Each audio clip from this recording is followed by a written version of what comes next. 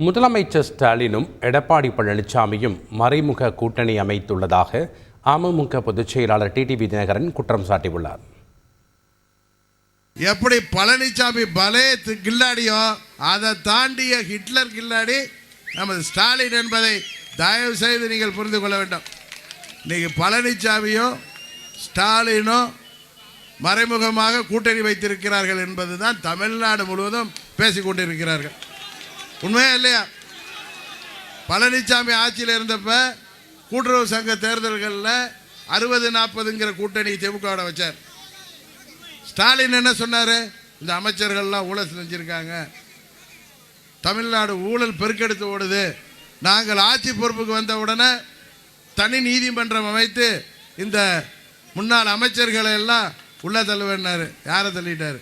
சும்மா ஐவாஸ் பழனிசாமியோட மறைமுக கூட்டணி. அதனால தான் அண்ணன் பன்னீர்செல்வத்துக்கு பின்னாடி சீட்டு போட்டிருக்காங்க. புரியுதா இல்லையா?